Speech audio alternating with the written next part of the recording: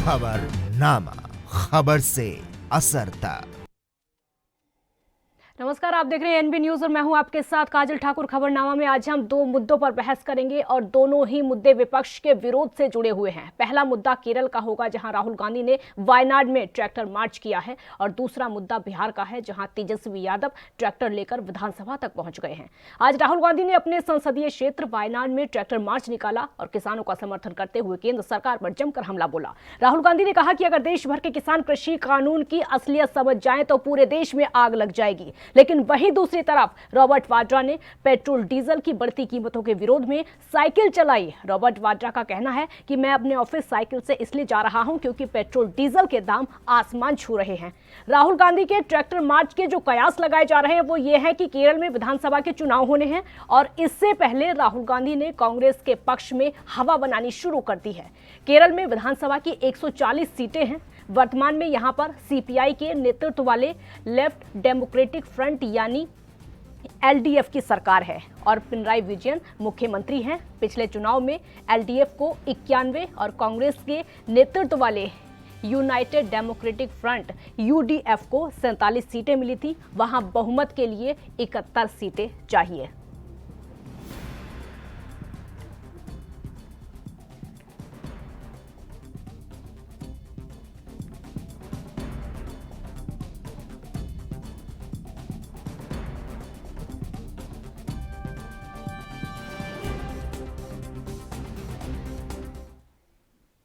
और बहस की शुरुआत बाद में करेंगे। इसी बीच तेजस्वी यादव कुछ बोल रहे हैं, सीधे आपको वहां लेकर चलते हैं। 7/1 की बात है, वो भी अब तक पूरा 7/1 नहीं हो पाया। 7/2 की बात की गई, लेकिन इसमें झूठ हम इसलिए बोलेंगे, आप सब लोगों ने देखा होगा एक इंडस्ट्री कारखाने लगाने की कोई जिक्र नहीं हुआ। बंद पड़े जितनी चीनी मिल, पेपर मिल, जूट मिल, उसका कोई जिक्र नहीं हुआ। फूड प्रोसेसिंग यूनिट्स की जहां तक बात थी, आप जानते हैं केला, मखाना, मकई जो बिहार में जिसका उत्पादन होता है, जिस हिसाब से सेक्टर में फूड प्रोसेसिंग यूनिट अगर खोला जाए तो बिहार में काफी लाभ हो, इसका कहीं कोई चर्चा नहीं। कोरोना काल के भाषण बजट का जब शुरू हुआ तो कोरोना काल का जिक्र किया गया, जिसमें कि साफ और साफ सरकार ने झूठ के सिवाय और कुछ नहीं बोला। क्या इंतजामी थी रेलवे का टिकट के बारे में, ये हम लोगों ने, आप लोगों ने भी देखा। कोरोना काल में जितना भ्रष्टाचार और जितना फर्जीवाड़ा डेटा के साथ बिहार सरकार ने किया है, देश में शायद ही कोई ऐसा राज्य है जिस हिसाब से भ्रष्टाचार या फर्जीवाड़ा हुआ होगा। और बहस में शामिल होने के लिए राहुल आनंद बीजेपी का पक्ष रखेंगे। राहुल जी, बहुत स्वागत है आपका। नमस्ते। विपक्ष लगातार विरोध कर रहा है और विरोध करते करते संसद से लेकर ट्रैक्टर मार्च निकल गया है। राहुल गांधी इस समय वायनाड में है, वहां पर ट्रैक्टर मार्च उन्होंने निकाला। क्या चाहते हैं आप, कब सुनी जाएगी किसानों की? देखिए, ये जो राहुल गांधी जी ने जो ट्रैक्टर मार्च निकाला और आज बिहार में तेजस्वी जी ने भी ट्रैक्टर मार्च निकाला, तो मैं आपको बता दूं कि राहुल गांधी जी ने अपने मैनिफेस्टो में कृषि कानून के लाने के बारे में जिक्र किया था, और ये आने वाले समय में केरल में विधानसभा चुनाव होने हैं, उसके मद्देनजर ये सब रणनीतियां तैयार की जा रही हैं। और कहीं भी अगर आपको जनतंत्र में अगर पैठ जमाना है तो एक सहिष्णुता जो है, सहिष्णुता के पाठ को हमें समरण करना चाहिए। और जो विपक्ष का जो रवैया है हमारे सामने, जो भड़काऊ बयान उन्होंने दिया भी है, जिसमें उन्होंने लिखा है कि जिसमें उन्होंने कहा है कि किसान अगर कृषि कानून को समझे तो पूरे देश में आग लग जाएगी, तो इन सभी बातों से उनको बचना चाहिए। और जो तथ्य बात आपको नहीं लगता कि विपक्ष को रणनीति बनाने का मौका आप दे रहे हैं? विपक्ष फिलहाल अपने बैट बुक पे कंसंट्रेट कर रहा है, और वो जो वोट बैंक की जो राजनीति कर रहे हैं इस पे वो ज्यादा ध्यान दे रहे हैं। और जो देश की राजनीति करने का मौका तो सरकार दे रही है ना। राजनीति करने का मौका जब दिया जा रहा है तभी तो विपक्ष राजनीति कर रहा है ना।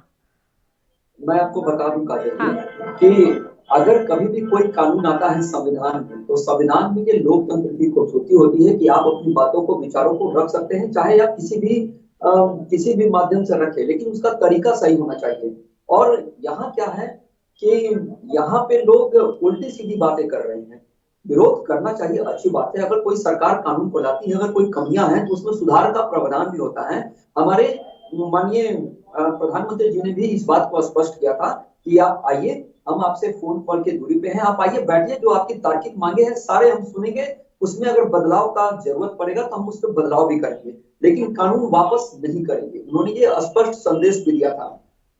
और रही बात राजनीति की, तो विपक्ष के पास फिलहाल कोई मुद्दा वैसा नहीं है, इसलिए वो अपनी बातों को भुनाने का प्रयास कर रहे हैं लोगों के बीच में जाकर। और खास करके राहुल गांधी जैसे जो शख्सियत है, जो सांसद हैं, उन्हें तो ये भी पता नहीं है कि गिरिराज सिंह जी किस विपक्ष को विभाग के मुद्दा दे माननीय कौन रहा है? मंत्री हैं। विपक्ष को मुद्दा दे कौन रहा है? किसानों का मुद्दा किसने दिया? महंगाई का मुद्दा किसने दिया? पेट्रोल डीजल का मुद्दा किसने दिया विपक्ष को? देखिए, ये जो पेट्रोल डीजल की जो बातें हैं वो अंतर्राष्ट्रीय स्तर पर निर्धारित होती है, और इस पे कुछ कहने से मैं अभी फिलहाल परहेज करूंगा, क्योंकि वो उच्च स्तरीय बात है और सरकार के कंट्रोल से बाहर की चीजें हैं। इसका एक ही उपाय है कि किसी भी प्रकार से पेट्रोल डीजल की दाम में कम होनी चाहिए, इसका मैं समर्थन करता हूँ। और जल्दी ही आगे जीएसटी काउंसिल को भी दिया जा चुका है कि इस पे विचार हो रहा है कि पेट्रोल डीजल को कहीं अगर जीएसटी में लाया जाए तो कहीं ना कहीं दामें कम होंगी। जो वैट के ऊपर जो वैट लग रहा है वो हमारी ही बात नहीं है। अगर आप राजस्थान को उठा ले, ममता बनर्जी पश्चिम बंगाल में अपने राज्य में अगर पेट्रोल डीजल के दामों को कम कर सकती है, तो बीजेपी शासित राज्यों में क्यों नहीं हो सकता?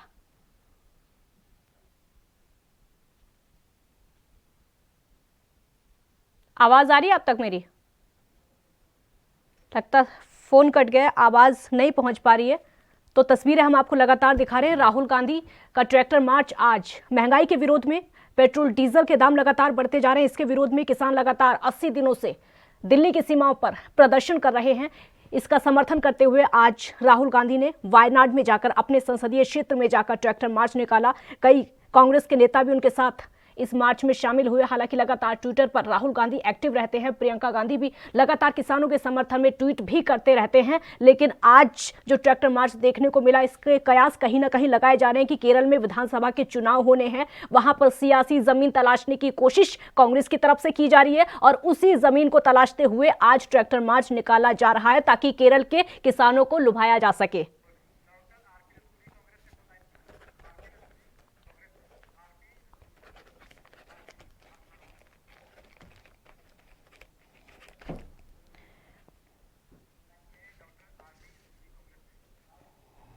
और डॉक्टर आरपी रतोड़ी हमारे साथ कांग्रेस से इस समय जुड़ गए हैं। आरपी जी, बहुत स्वागत है आपका। जी नमस्कार। राहुल गांधी ट्रैक्टर मार्च करते करते वायनाड पहुंच गए हैं, किसानों का समर्थन है या फिर चुनाव की तैयारी है? देखिए, सवाल कांग्रेस चुनाव की तैयारी की बात नहीं करती है।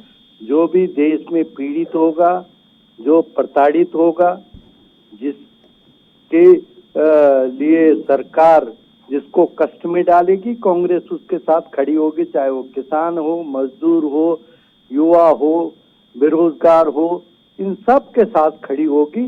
और राहुल गांधी कभी भी नाटक नहीं करते हैं, वो रियलिटी में लोगों के साथ खड़े होते, चाहे वो ट्रैक्टर चलाएं। उन्होंने देखा, आपने ट्रैक्टर उन्होंने कब चलाया था, निश्चित तौर पर किसानों की बात। पहले आप इसको समझाइए, केरल में ट्रैक्टर मार्च का मतलब क्या है? क्यों केरल में लोग खाना नहीं खाते, केरल में फसल नहीं होती, केरल में कोई किसान नहीं है। प्रदर्शन किसान दिल्ली की सीमाओं पर कर रहे हैं, राहुल गांधी यहाँ पर क्यों नहीं पहुंचे? माफ करना कि वो वहाँ से सांसद हैं, वायनाड से सांसद हैं। हाँ। और सांसद अपने क्षेत्र में नहीं जाएगा, वहाँ की पीड़ा को नहीं कहेगा कि ये इनका तो नरेंद्र मोदी जी फिर क्यों जा रहे हैं वहाँ बंगाल में? इनका क्षेत्र तो बनारस है, ये बनारस में जाए, बनारस के किसानों से बात करें, पीड़ित हैं कि नहीं है। तो बंगाल में क्यों जा रहे हैं चुनाव के लिए? कलकत्ता, वहाँ आसाम में क्यों जा रहे हैं? वो हमारे नेता है राहुल गांधी, वो हमारे राष्ट्रीय पूर्व अध्यक्ष रहे हैं और हमारे नेता हैं। अरे जब भारतीय जनता पार्टी कोरोना काल में भी चुनाव की रणनीति तैयार करती है, चुनाव के लिए रैलियां करती है और कांग्रेस। ठीक है राहुल जी, आपका जवाब देंगे। राहुल गांधी सांसद हैं, अपने संसदीय क्षेत्र में अगर ट्रैक्टर मार्च करते हैं तो बीजेपी को दिक्कत क्या है? देखिए, मैं आपको बता दूं और कांग्रेस के मित्र को भी मैं ये चीज समझा दूं बहुत स्पष्ट में, जिस सांसद को ये पता नहीं है कि शंभुपुर बॉर्डर है कि सिंधु बॉर्डर है, इसमें अंतर नहीं है, और दिल्ली से वो बॉर्डर कितने दूरी पे हैं वहां उनको पहुंचना मुनासिब नहीं हुआ, तो ये जो पॉलिटिक्स जो चल रही है, जो राजनीतिक रोटियां सेकी जा रही है, वो कहीं ना कहीं चुनाव को लेकर है। और मैं इनको बताना चाहूंगा कि इन्होंने जो ये बात कहा है कि प्रधानमंत्री जी क्यों बंगाल जा रहे हैं, तो प्रधानमंत्री जी बंगाल क्यों जा रहे हैं ये सब लोग जानते हैं, ये तो स्पष्ट है, ये हमारी विचारधारा की लड़ाई है। हम वहां चुनाव के प्रचार में गए हैं, ये सारे लोग जानते हैं। लेकिन आप जो ट्रैक्टर चलाने वहां गए हैं तो वो कहीं ना कहीं वो वोट बैंक की राजनीति है। विचारधारा की लड़ाई, अगर विचारधारा की लड़ाई पश्चिम बंगाल में बीजेपी की हो सकती है तो केरल में कांग्रेस की भी हो सकती है ना?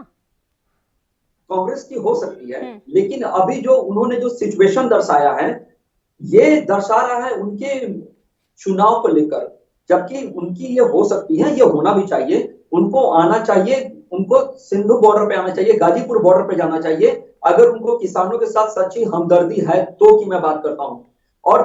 और मैं दूसरी बात बता दूं कि जो मैनिफेस्टो में इन्होंने जिक्र किया था, पेज नंबर 9 में कांग्रेस प्रॉमिसेस का जो जिक्र किया था, उसको वो वापस ले लें, वो घोषणा कर दें इस चीज को खुले मंच से कि हम उस चीज को वापस लेते हैं। हमारी संवेदना उनके साथ अभी भी है, लेकिन कहीं अगर कोई विकास को लेकर कोई अगर कानून बनाया जाता है तो कहीं ना कहीं अगर कुछ नुकसान होता है, खास करके इसमें नुकसान बिचौलियों को हो रहा है, तो वो जायज है, उसको सरकार एक्सेप्ट करती है और पूरा देश उसको एक्सेप्ट करता है। ठीक है आरपी जी, अगर उनका सवाल है आरपी जी, अगर केरल में राहुल गांधी जा सकते हैं तो दिल्ली की सीमाओं पर क्यों नहीं जा सकते?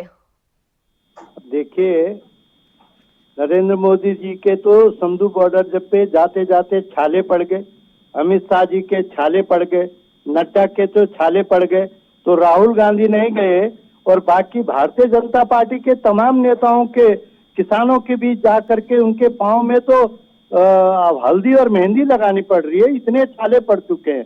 अरे भाई, सरकार तुम चला रहे हो, वार्ता तुमको करनी चाहिए, राहुल गांधी पर उनका सवाल यह है विपक्ष का फर्ज निभाने के लिए राहुल गांधी क्यों नहीं गए अभी तक? गाजीपुर बॉर्डर क्यों नहीं पहुंचे, सिंघू बॉर्डर क्यों नहीं पहुंचे, टिकरी बॉर्डर क्यों नहीं पहुंचे अभी तक? समस्या पैदा की है, हाँ। वो जिन्होंने इस समस्या का निदान करना है, उनको क्या दिक्कत आ रही वहां तक जाते हुए, वार्ता करते हुए, उनको समझाते हुए? जिम्मेदारी किसकी है? जिन्होंने इस बीमारी को पैदा किया है वो उसका इलाज ढूंढे ना। राहुल गांधी पर बात करेंगे, शर्म आनी चाहिए हमारे भाजपा के मित्रों को। कह रही है बीमारी आपने पैदा की, इसका निदान करना आपका जिम्मेदारी है, आप सरकार में है। तो नरेंद्र मोदी के अगर छाले पड़ गए हो तो बताएं, राहुल गांधी को कहें कि भाई आप जाओ, प्रधानमंत्री के तो छाले पड़ चुके हैं। ठीक है, उनसे जवाब ले लेते। अगर बीमारी सरकार ने पैदा की है तो इलाज कौन करेगा? विपक्ष से जितना हो पा रहा है वो कर रहा है। मैं बताना चाहूंगा आपको कि जो बीमारी इन्होंने देश की आजादी के समय से जो शुरू की थी और जो कैंसर लग गया था 370 और 35A का, इन सबको हमने दूर किया है। 370 बीच में मत लेकर आइए, 370 बीच में मत लेकर आइए, 370 मत लेकर आइए, सिर्फ किसान आंदोलन पर बात करिए, 370 की बात ही नहीं हो रही है। बीमारी का जिक्र कर रहा हूँ, हाँ, मैं बीमारी का जिक्र कर रहा हूँ, मैं बीमारी का इलाज का जिक्र कर रहा हूँ, मैं 370 पे नहीं कर रहा हूँ। तो वो मैंने किया और फिर हमारी सरकार में जो राम मंदिर का जो मसला इन्होंने रखा था, हमने उसका भी सुधार किया। ठीक है, एक ब्रेक पर जाना होगा। किस तरीके से आप बीमारी का इलाज करें, क्योंकि किसान लगातार 80 दिन हो चुके हैं दिल्ली की सीमा पर बैठे हुए, चाहे वो टिकरी बॉर्डर हो, गाजीपुर बॉर्डर हो या फिर सिंघू बॉर्डर हो, अभी तक उनकी समस्या का हल नहीं हो पाया है। सरकार के साथ बातचीत होती है लेकिन समस्या जस की तस बनी हुई है। छोटा सा ब्रेक यहाँ पर लेते, जल्द हाजिर होंगे।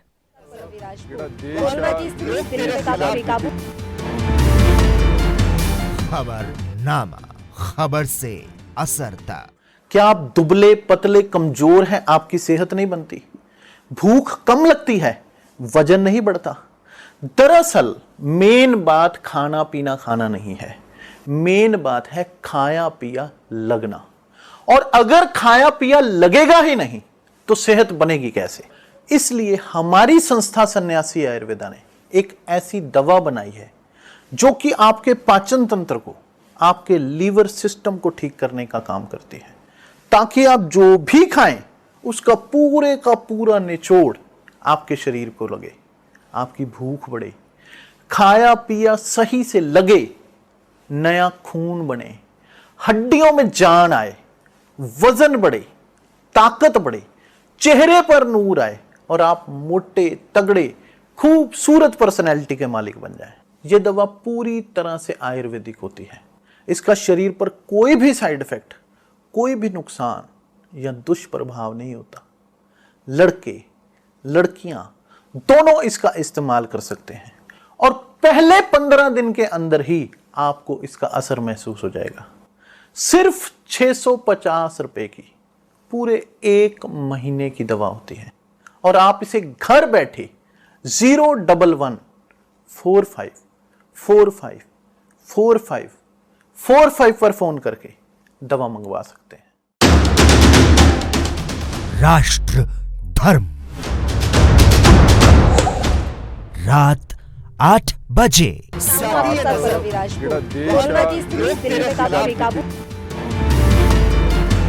खबरनामा, खबर से असर तक। ब्रेक के बाद एक बार फिर स्वागत है आपका। तो राहुल गांधी का वायनाड में आज ट्रैक्टर मार्च देखने को मिला और कयास यही लगाए जा रहे हैं कि ये ट्रैक्टर मार्च किसानों का समर्थन इसकी वजह से कम किया जा रहा है और चुनाव की तैयारी कांग्रेस ज्यादा कर रही है। राहुल आनंद जी, मेरा सवाल आप ही से होगा, क्योंकि कांग्रेस लगातार आरोप यही लगा रही है कि बीमारी आपने पैदा की है तो इलाज आप ही को करना होगा। कब तक समाधान हो जाएगा किसानों की समस्या का? कब तक किसान दिल्ली की सीमा पर बैठे रहेंगे? धीरे धीरे इलाज शुरू हो चुका है और खास करके जो उपद्रवी उसमें शामिल हैं उन्होंने इसको बिगाड़ा था और जो किसान वहां बैठे हैं उनके साथ हमारी संवेदना अभी भी है और रहेगी भी। एक बार संवेदना से क्या होगा? संवेदना से क्या होगा? कुछ करना भी तो पड़ेगा ना। संवेदना से सब कुछ नहीं हो जाएगा ना। मैं आ रहा हूँ आपकी बातों पे आ रहा हूँ। हाँ। सरकार ने, संसद से कृषि मंत्री जी ने भी कहा है कि इस कानून में काला क्या है मुझे बताइए। विपक्ष उस वक्त बताने को तैयार नहीं हुआ। दूसरा, प्रधानमंत्री जी ने भी इस चीज को स्पष्ट किया था कि आप आइए, हम बैठे हैं बात करने के लिए। लेकिन किसान नेताओं की तरफ से कोई पहल नहीं की गई है।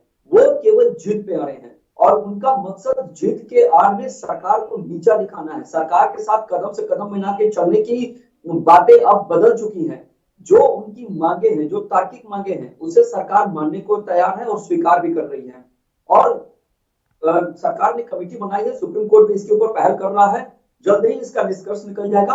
और जहां तक कमेटी तो किसानों को पसंद नहीं है ना। कमेटी तो किसानों को पसंद नहीं है ना। किसानों ने पहले कह दिया था उनको कमेटी कहाँ पसंद है।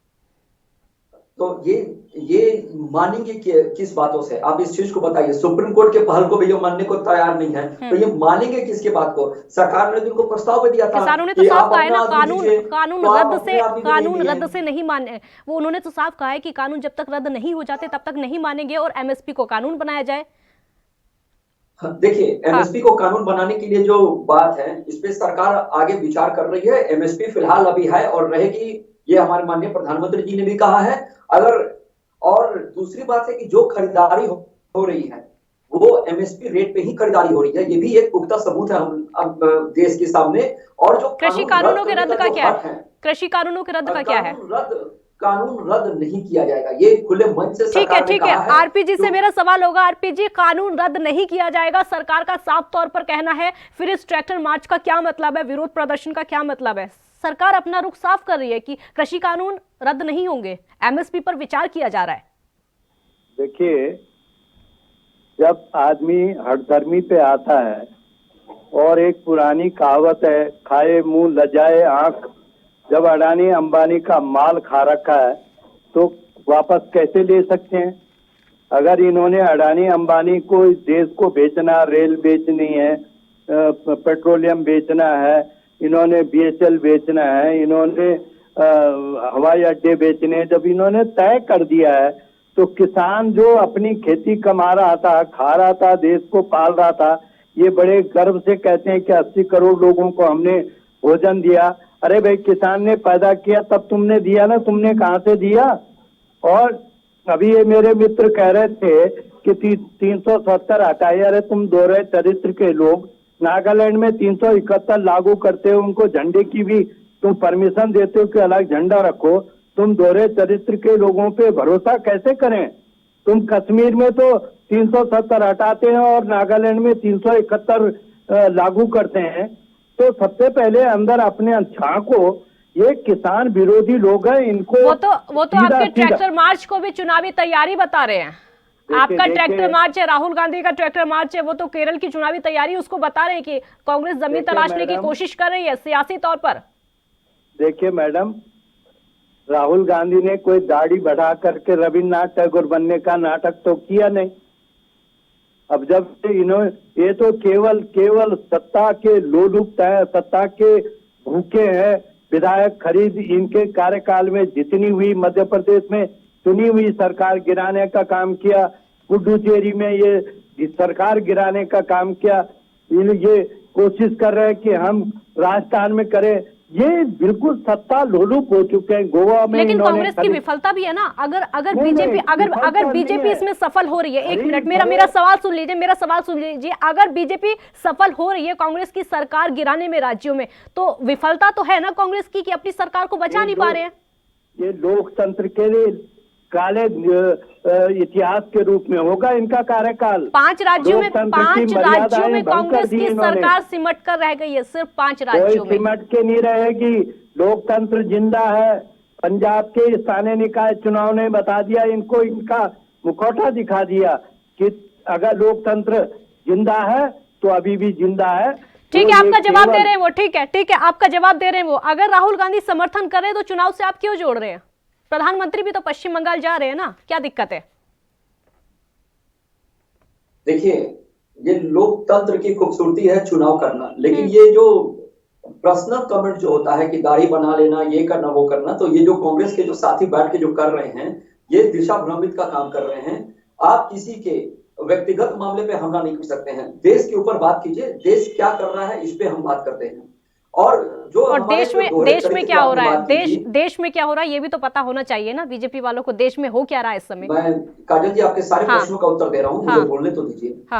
और मैं इनको बता दूं कि जो इंडियन नेशनल कांग्रेस थी, अब वो एंटी नेशनल कांग्रेस की दावेदारी हो गई है। कांग्रेस के ही नेता लोग का वीडियो आया है जिसमें वो कह रहे हैं हरियाणा में कि किसानों को शराब दो, दवाइयां दो, कुछ भी दो, लेकिन ये आंदोलन चलना चाहिए। इन्हीं के विधायक हैं, इन्हीं के नेत्री हैं जिन्होंने इन सारी चीजों को दिया है। और जो दोगले चरित्र की जो इन्होंने बात की है, मैं इनको बता दूं कि कांग्रेस प्रोमिसेस जो इनका जो मैनिफेस्टो था, उसमें पेज नंबर 9 को निकालकर एक बार वो दोबारा देख लें। और जो बीमारी जो इन्होंने पैदा कर रखी थी उसको हमने दूर किया है। कहीं अगर एंटीबायोटिक पड़ती है तो थोड़ा दर्द तो होगा, थोड़ा सहना पड़ेगा, क्योंकि एंटीबायोटिक हार्ड लेकिन एंटीबायोटिक काम नहीं कर पा रही है, एंटीबायोटिक काम नहीं कर पा रही है, दर्द बहुत ज्यादा हो रहा है उसका। हाँ, यही तो दिख रहा है बेचैनी। और जो उपद्रवी, जो खालिस्तानी समर्थक वहां बैठे हैं, उनको ठीक किया जा रहा है। और मैं मानता हूं अगर कहीं कुछ कानून में खामियां हैं तो आप आकर उसको स्पष्ट कीजिए। आप संसद में बहस भी नहीं करते हैं, आप काला कानून जब कानून बिना बहस के पास कर दिया जाता है, जब कानून बिना बहस के पास कर दिया जाता है तो अब विपक्ष का मतलब क्या रह गया फिर? इनके सांसद कहाँ थे? इनके जो पूर्व मुखिया थे कांग्रेस के, जब ये कानून जब पास हो रहा था तो वो एब्सेंट थे, उनको वहां रहना चाहिए था। फिर विपक्ष की जब दोबारा मंत्री जी ने पूछा कि इसमें काला क्या है, कोई विपक्ष ने नहीं बताया कि इसमें काला क्या है। तो आप बता भी नहीं रहे हैं, आप मति भ्रमित का शिकार भी हो रहे हैं, और आप ऐसी बयानबाजी कर रहे हैं जिससे देश में अस्थिरता फैल सकती है। तो आपको इन सब चीजों से बचना चाहिए। ये लोकतंत्र है, आज हम हैं कल आप बैठेंगे गद्दी पे। किसी के पास ये लिखा हुआ नहीं है, लेकिन अगर देश आगे बढ़ता है तो आप उसका समर्थन कीजिए और स्वीकार कीजिए। आज यही बात है, पुडुचेरी में जब इनके सांसद गए थे वहां सरकार गिर गई, तो इनका सवालिया निशान तो सरकार गिरने का ठीकरा भी तो बीजेपी पर ही फोड़ा जा रहा है ना, सरकार गिरने का ठीकरा। क्योंकि मध्य प्रदेश में सबने देखा था कैसा हुआ था, किस तरीके से हुआ था। देखिए, अगर सिर्फ 15 महीने के बाद कांग्रेस की सरकार मध्य प्रदेश में गिर गई थी, क्योंकि ज्योतिरादित्य सिंधिया इधर से उधर चले गए थे। तो बीजेपी की पुरानी रणनीति भी तो इसी को बताया जा रहा है ना कांग्रेस की तरफ से। मैं आपको बताना चाहूंगा कि इनके जो शीर्ष नेतृत्व करता है, उनके नेतृत्व में कहीं ना कहीं कोई कमी है। जिसके वजह से कोई अगर हमारी पार्टी की विचारधारा से जुड़ता है तो हम पे तो आरोप लगेंगे ही।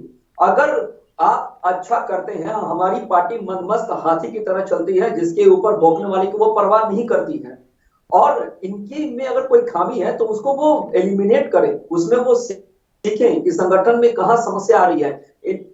इनके संगठन में तो अभी ठीक है। आरपी रतूड़ी जी, कांग्रेस के संगठन में, कांग्रेस के नेतृत्व में कहीं ना कहीं कमी है जिसकी वजह से सरकार गिर जाती है। कई राज्यों में हम एग्जाम्पल देख चुके हैं।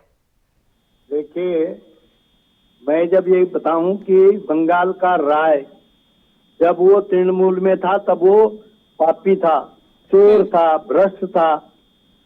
येदुरप्पा जब कर्नाटक में वो सबसे महाभ्रष्ट था, वो आज मुख्यमंत्री। भाजपा में कोई आ गया तो वो पवित्र हो गया। कोई भाजपा गंगा है क्या? तब ये सीबीआई, ईडी, इनकम टैक्स का डरा धमका के खरीद फरोख्त करके इस लोकतंत्र को कलंकित करने का काम कर रहे हैं, तो ये दुर्भाग्यपूर्ण है। और सवाल मेरे मित्र बड़े प्यार से कह रहे हैं कि ये इसमें काला क्या है, बताया नहीं। अरे पूरा कानूनी। ठीक है, बहुत शुक्रिया आपका आरपी रतूड़ी जी बहस में शामिल होने के लिए। छोटा सा ब्रेक यहां पर लेना होगा और ब्रेक के बाद दूसरे मुद्दे के साथ वापस लौटेंगे।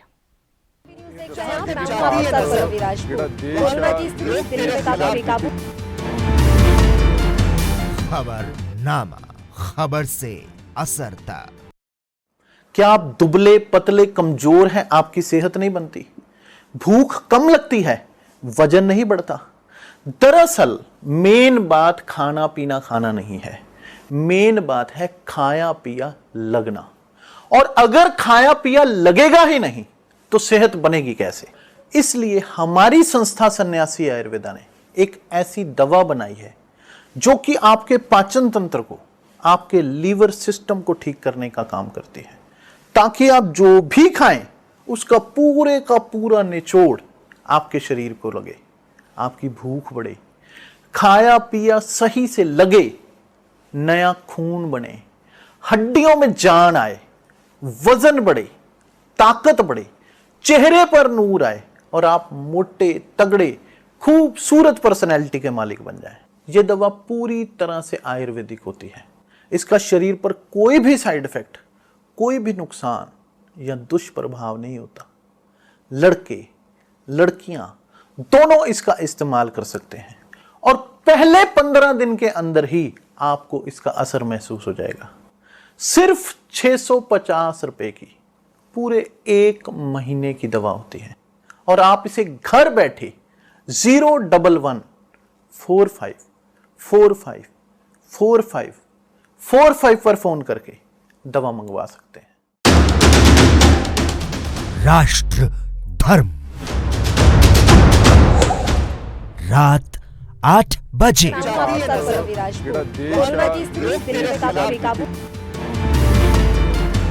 खबरनामा, खबर से असर तक।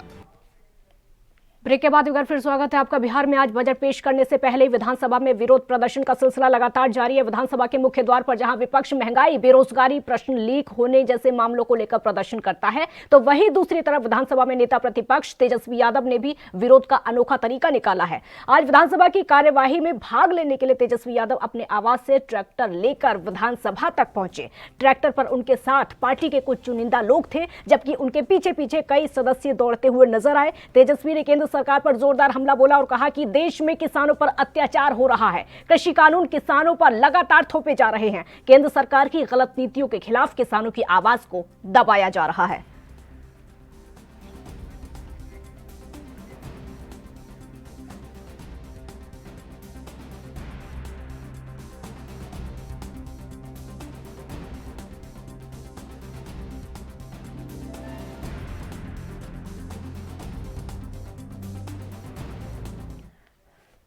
और इस मुद्दे पर बहस करेंगे। बहस में शामिल होने के लिए हमारे साथ अरुण कुमार आरजेडी का पक्ष रखेंगे। बहुत स्वागत है आपका। राहुल आनंद बीजेपी का पक्ष रखेंगे, वो लगातार हमारे साथ बने हुए हैं। पहला सवाल मेरा अरुण कुमार जी आप ही से होगा, क्या ट्रैक्टर पर बैठकर विधानसभा तक जाने से कृषि कानून रद्द हो जाएंगे?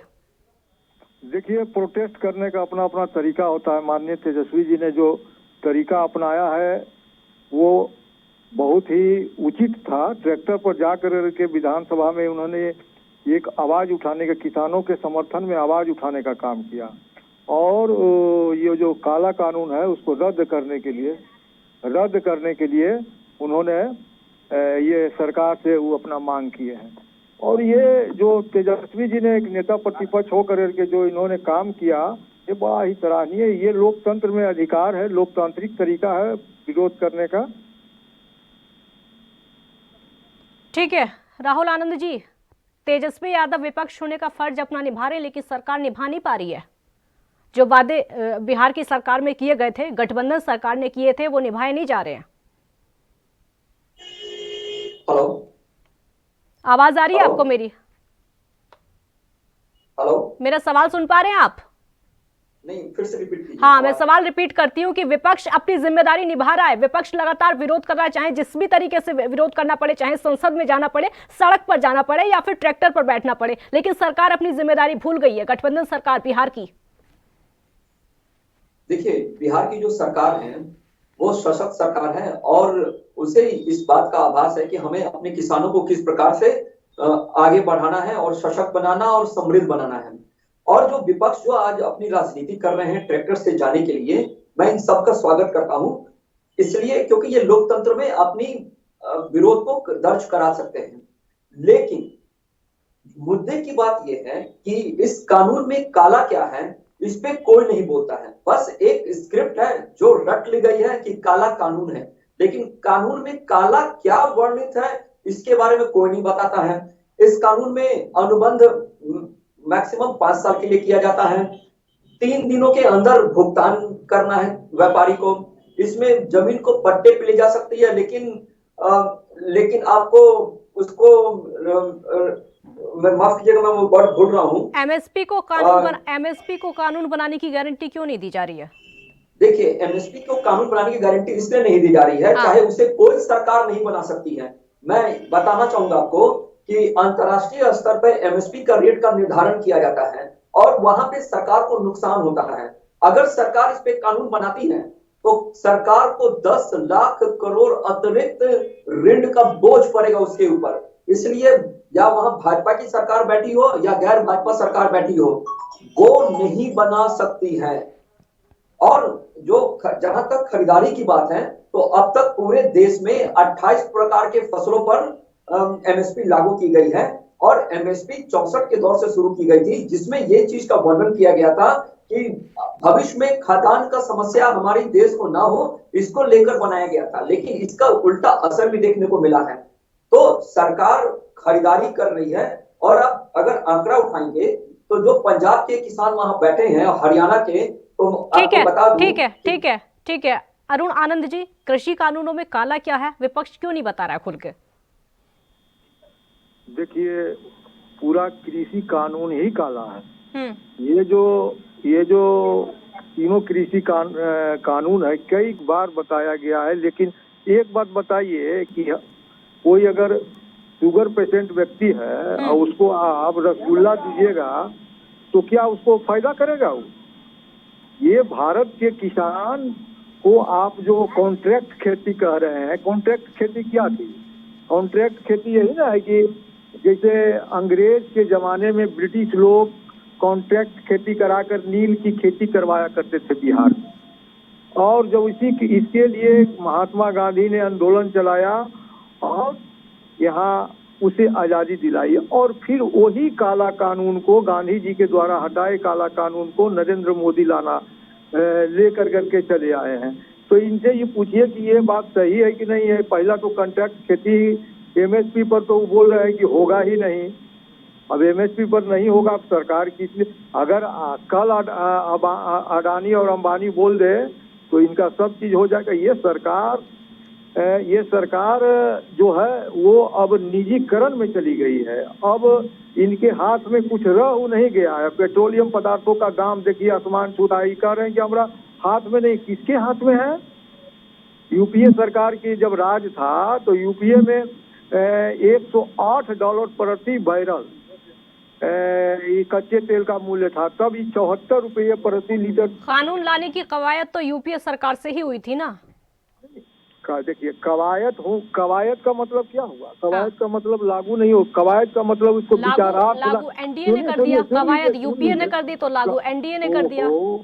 कवायद का मतलब होता है कि उस पर विचार विमर्श, उसका अच्छाई बुराई लोगों से संसद में बैठ करके उस पर चर्चा होती है। चर्चा जब हुई तो इससे हुआ कि नहीं, इससे किसानों का हानि होने वाला है, तो क्यों आप जबरदस्ती किसानों के मुंह में रोटी ठूस रहे हैं? जब किसान भूखा, किसान कह रहा है हमारे लिए ये हानि है, आप उसको मुंह में जबरदस्ती दे रहे हैं। क्यों जबरदस्ती दे रहे हैं भाई? किसी को खाना क्यों जबरदस्ती खिलाइएगा? हो सकता है वो अनपच हो जाए उस खाना से। हाँ। तो ये जो सरकार जो है, ये अडानी अंबानी के इशारे पर काम कर रही है। ठीक है राहुल आनंद जी, अगर किसान नहीं चाहते, कानून किसानों के लिए है ना, अगर वो नहीं चाहते क्यों जबरदस्ती थोपा जा रहा है? और जो आप फैक्ट लेकर आए वो भी बताइए। मुझे 5 मिनट समझिए, मैं सारा बात बता देता हूँ। हाँ। सबसे पहले मैं भाई अरुण जी को ये बता दूं कि कॉन्ट्रैक्ट फार्मिंग का दौर 86 से शुरू हुआ था और कांग्रेस के शासन में शुरू हुआ था। आज पूरे देश में 16 जगहों पर कॉन्ट्रैक्ट फार्मिंग की जाती है और कैप्टन अमरिंदर जी इसके उद्घाटन करता है और जीता जाता सबूत है। अब मैं आ जाता हूं आपको कानून के ऊपर। आपके जो 3 कानून है, 3 कानून में पहला कानून जो आपका है, जिसमें संवर्धन एवं सुविधा है, अधिनियम 2020 है। इसमें खंड क में, ध्यान से सुनिएगा मैं जो बोल रहा हूं, इसमें खंड क में है, या किसानों को अपने क्षेत्र में कृषि उत्पादन विपणन समितियों यानी एपीएमसी, जिसे बार बार लोग कह रहे हैं कि खत्म हो रही है, से इतर अपनी उपज बेचने की आजादी देता है। इसे हमारे माननीय प्रधानमंत्री जी ने कहा था कि हमने तो आपको विकल्प दिया है, आप मंडी में बेचिए या कहीं और बेचिए, ये आप पर निर्भर करता है। इसमें दूसरा जो खंड है उसमें वर्णित है, एक अन्य धारा के अनुसार किसानों के साथ लेन देन करने वाले व्यापारी को उसी दिन या अधिकतम 3 दिनों के अंदर भुगतान करना होगा। और आश्चर्य की बात यह है कि इसका विरोध हो रहा है बॉर्डर पे। यहाँ कहीं ना कहीं बिचौलियों और आढ़तियों पे कमर कसेगी, लगाम कसेगा, इसका विरोध हो रहा है। अब मैं आता हूं एपीएमसी के विकल्प पे। इस कानून में जहां किसानों को स्थानीय एपीएमसी या इससे इतर विकल्प चुनने की आजादी है, व्यापारियों के लिए किसानों को उनकी उपज का तय समय पर भुगतान सुनिश्चित करना है, जिसका विरोध समझ से परे है। इसमें शिकंजा दलालों पे कसेगा। अब मैं आता हूं दूसरा जो उसका टॉपिक है, दूसरा कानून है। दूसरा कानून में वर्णित है, दूसरा कानून मूल्य आश्वासन एवं कृषि सेवाएं अधिनियम 2020। शॉर्ट में बताइए, उतना समय नहीं है, उतना समय नहीं है, शॉर्ट में बताइए क्योंकि कानून तो लगभग सबने पढ़ ही लिए हैं। मैं बता देता हूं। इसमें खंड 3 के 1 में वर्णित किया गया है कि कोई भी किसान मिनिमम 5 वर्षों के लिए करार कर सकता है, और इस कानून में अगर किसी को आपत्ति होती है तो किसान वर्ग जो है वो जब चाहे तब तोड़ सकता है अपना अनुबंधन, और वो स्वतंत्र है किसी प्रकार के कार्रवाई करने के लिए। इसमें किसानों को सशक्त बनाया गया है, और जो भंडारण की जो व्यवस्था के लिए रखी गई है, और इसमें अगर जब पीपीसी मॉडल पे काम होगा तो आपके भंडारण की सुविधा होगी। ये चीज एक मिनट मेरी बात सुनिए राहुल आनंद जी, अब मेरी बात सुनिए। यही जो चीज आप बता रहे, यही बात जब सरकार के साथ बैठक होती है, मीटिंग होती है किसान संगठनों की, उनको भी वही समझाया जाता है। बाकायदा प्रेजेंटेशन के जरिए किसानों को यही बात समझाई जाती है कि क्या है इन कानूनों में, किस तरीके से किसानों को फायदा होगा, वर्तमान में भले ही ना हो लेकिन भविष्य में फायदा होगा। यही बात है जो कि किसानों को समझाई जाती है। अब तक 12 दौर की बातचीत हो चुकी है, लेकिन नहीं समझ पा रहे हैं, वो संतुष्ट नहीं है वो इस चीज से। फिर क्या फायदा जबरदस्ती थोपने से? ये बात तो किसान संगठनों को समझाई जा चुकी है ना। मैं आपको बताना चाहूंगा काजल जी, हाँ, कि बाल विवाह जो प्रथा थी वो एक जरूरत था, उस पे कानून बनाना। ट्रिपल तलाक एक जरूरत था कानून बनाना। जीएसटी एक जरूरत थी कानून बनाने की। ठीक है अरुण कुमार जी, एक जरूरत है किसानों के लिए कृषि कानून लागू करना, ये सरकार का कहना है। जरूरत अच्छा, एक बार मैं तो पहले भी कह चुका हूँ कि किसानों को किस चीज की जरूरत है किसान न तय करेंगे कि सरकार तय करेगी। किसान को लग रहा है कि ये कानून हमारे लिए गलत है तो सरकार को मानना चाहिए, सरकार को मान करके उसको वापस लेना चाहिए। टेक्नोलॉजी को करने से क्या मतलब है? हमें आपने जो कानून दे रहे हैं उसे किस जो कोई किसान को फायदा नहीं हो रहा है, कोई किसान उसके समर्थन में नहीं है, तो फिर क्यों लागू करना चाह रहे हैं? ठीक है, जवाब दीजिए, वो जवाब दे रहे हैं आपका। जब जीएसटी लागू हुआ था तो लोग नहीं चाहते थे जीएसटी में आना। अब जीएसटी मत लेकर आइए, आप जीएसटी बीच में मत लेकर आइए, क्योंकि जीएसटी का मुद्दा ही नहीं है, वो बहस बहुत पहले खत्म हो चुकी है जीएसटी वाली। मैं बता रहा हूँ, हाँ। सरकार जो है वो अपने मर्जी से नहीं चलती है। उसकी नीति आयोग और स्वामी नाथन का जो आयोग का रिपोर्ट है उसके आधार पर ये कानून को लाया गया है। सरकार के जो अधिकारी हैं वो तय कराते हैं कि कौन सा कानून देश के हित में है। तो अगर कोई कानून बनता है तो अगर कहीं अगर छोटा मोटा उससे नुकसान होता है, इसमें मुख्यतः नुकसान इसमें बड़े किसानों को है जो मंडियों में दाम लगाकर अपने अनाज को खरीदकर कहीं और बेचते हैं, उनको ज्यादा नुकसान है। छोटे किसानों को इसमें कहीं से कोई नुकसान नहीं है। जो 85% किसान है उसके फेवर में ये कानून है। उसमें से मैं भी एक किसान का लड़का हूँ, मैं भी किसान। ऐसा नहीं लगता राहुल आनंद जी, ऐसा नहीं लगता कि सरकार विफल हो रही है किसानों को समझाने में? कहीं ना कहीं कि सरकार किसानों को समझा नहीं पा रही है। देखिए, अगर या तो समझाइए उनको, या तो उनको समझाइए या फिर रद्द करिए। या तो समझा नहीं पा रही है सरकार, या फिर अपनी जिद पर अड़ी हुई है। ताजा आंकड़ा अगर देखा जाए तो जो बॉर्डर पे किसान बैठे थे धीरे धीरे वो जा रहे हैं, ठीक है, उनको भी समझ में आ गया। 26 तारीख को नहीं जा रहे, संख्या कम नहीं हो रही है, नहीं जा रहे, संख्या कम नहीं हो रही है। आप खबर पढ़ा करिए, लगातार पंजाब और हरियाणा से किसान दिल्ली की सीमा पर पहुंच रहे हैं। जो 26 जनवरी पर भीड़ खाली हुई थी वो दोबारा भर रही है। किसान कहीं नहीं जा रहे हैं। तो पहले भी जो लोगों ने हाईजेक कर रखा था और पूरे देश में, ठीक है, मेरा सवाल अरुण कुमार जी से होगा। अरुण कुमार जी, विपक्ष ने हाईजेक कर रखा था। नहीं, विपक्ष हाईजेक क्या करके रखेगा? विपक्ष तो विपक्ष किसानों के मांगों के समर्थन में खड़ा है, एकदम एक पैर पर खड़ा है। किसान जो चाहती है उसे हम लोग मांग करते हैं सरकार से कि जैसे किसान चाहती है उसे उसी प्रकार से उनको कानून में अपना कानून नहीं थोपा जाए। कृषि ये कानून है, सचमुच में किसानों के हितकारी नहीं है और इसका परिणाम उन्हें भुगत लिए हैं। पंजाब चुनाव में जो हुआ है, पंजाब चुनाव का जो पंचायत चुनाव हुआ है उनमें ये 0 पर साफ हो गए हैं। अब बंगाल चुनाव बारी है, बंगाल में भी ये 0 पर साफ हो जाएंगे। चुनाव में खामियाजा भुगतना पड़ेगा बीजेपी को। हाँ जी, बोलिए। लोकतंत्र में कभी हम आएंगे कभी वो आएंगे। मैं शुरू से इस चीज को सम्मान कर रहा हूँ। यहाँ कोई डिक्टेटरशिप नहीं चलता है। ये जनता जनार्दन का जनादेश का जो आदेश होगा उसे स्वीकार करना चाहिए। हमें जो भी जनादेश मिला उसको हमने स्वीकार किया। हमने ना कोई ईवीएम को ना बैलेट पेपर को दोषी ठहराया, जो विपक्ष हमेशा करता रहता है। और जो देश हित की जो बातें हैं वो हम शुरू से करते हैं और करते रहेंगे। अगर कहीं कोई नुकसान होता है किसी को उस कानून से, नुकसान तो है ना, नुकसान है तभी तो किसान बैठे हुए हैं। नुकसान ये सरकार को समझ क्यों नहीं आ रहा है कि वहां पर नुकसान हो रहा है, तभी तो लोग बैठे हुए हैं ना। पूरे देश में 600 किसान संगठन हैं। हाँ। और अगर देखा जाए तो 40 संगठन वहां थे, अब 30 हैं। और पूरे देश में क्या केरल, हरियाणा और उत्तर प्रदेश, सॉरी, क्या उन 40 संगठनों ने बीजेपी को वोट नहीं दिया होगा? बिल्कुल दिया होगा, मैं इसमें ना नहीं कहता हूं, लेकिन मैं बता मेरी बातों को पूरा क्या उन 40 संगठनों की बात बीजेपी को नहीं सुननी चाहिए? बिल्कुल सुननी चाहिए। सरकार सुन भी रही है, लेकिन उनकी मांगे हैं कानून को रद्द करने की। तो कानून रद्द नहीं दिक्कत होगा, क्या है? दिक्कत क्या है फिर? दिक्कत ये है उसमें कानून को रद्द करने में कि जो किसान को हम आय दोगुनी करने की हम बात कर रहे थे वो हम नहीं कर पाएंगे। और हमने जो अपनी मैनिफेस्टो में जो वादा किया था वो हम पूरा नहीं कर पाएंगे। और हमारा किसान फिर से ठगा और सब्सिडी और अपाहिज बन के रह जाएगा। किसान तो ऑलरेडी ठगा हुआ महसूस कर रहा है। ठीक है, बहुत बहुत शुक्रिया आपका बहस में शामिल होने के लिए, क्योंकि कृषि कानून जब सरकार की तरफ से लागू किए गए हैं तो किसान अपने आप को ठगा महसूस कर रहा है। और यही वजह है कि लगातार 80 दिनों से दिल्ली की सीमा पर किसान बैठे हुए हैं, प्रदर्शन कर रहे हैं। 12 दौर की बातचीत अब तक किसान संगठनों के बीच में हो चुकी है, सरकार से हो चुकी है। विपक्ष लगातार प्रदर्शन कर रहा है, लेकिन ना तो सरकार झुकने को तैयार है और ना ही किसान पीछे हटने को तैयार हैं। खबरनामा में फिलहाल इतना ही। आप देखते रहिए ENV न्यूज। नमस्कार।